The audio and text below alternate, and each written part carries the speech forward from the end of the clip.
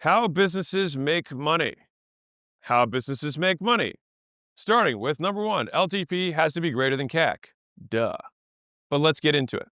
Oh, look, I did write this. Duh. So you've got to make more money over the lifespan of the customer than it costs you to get them. Obviously, because otherwise you're spending money to get people who give you less money than it costs you to get them, which is not a good recipe for making money. So cool. Thing number one, I'm glad we covered that. Number two, let me give you this a real example to make this real for you. So this is a real thing for me. So I had a meals company for a year or two, and foreshadowing, things went wrong. So we had a $100 CAC, which means it cost me $100 to get a customer, and we had $500 of lifetime revenue. I'm highlighting this, lifetime revenue. And I was like, and so my team comes to me and says, hey, we're going to be rich. Every $100 we put in, we get $500 back. Let's spend more money. And I was like, hold on one second. And so, not so fast. I was like, okay, well, what are our gross margins on these meals?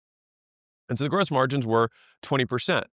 So, and our lifetime revenue was 165 times three, meaning people would pay for $165 a week for the meals and they would pay for 3 weeks. Okay.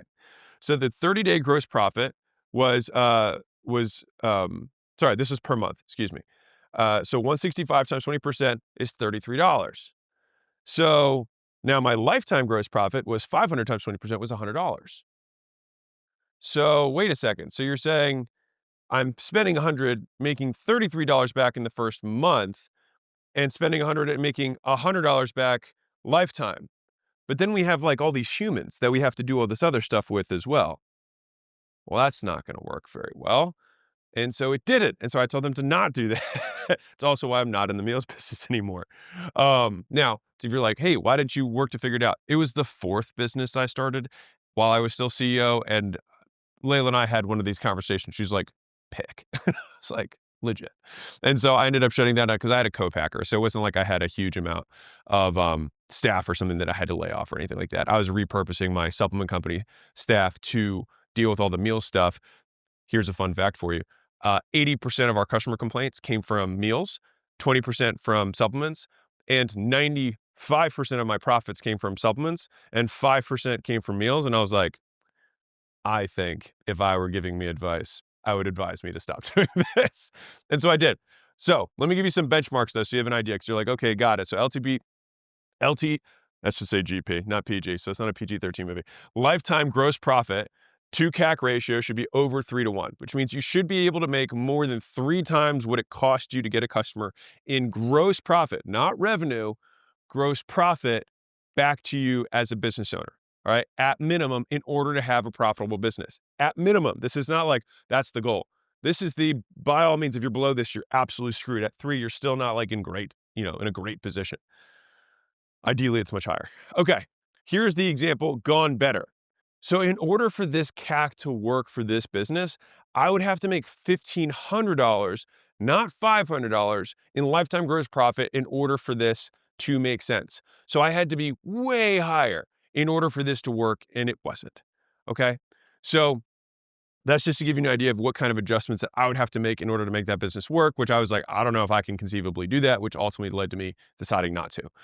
Which then leads us to the only 3 numbers that matters. And this is what you need to write down. This is what you need to think with. All right. Now, this is not in the book. And you're like, wait a second, how are you not talking about this in the book? It's because no one can do math. So you're here and you can do math. So if you're looking closely, you may notice that there's 3 numbers that make the biggest difference here. All right. So number 1 is CAC, which is the cost to our customer. The second is the fact that I talked about this 30-day thing. Like, why am I talking about 30 days? And the third is gross profit, which those 3 metrics triangulate acquisition, meaning getting new customers.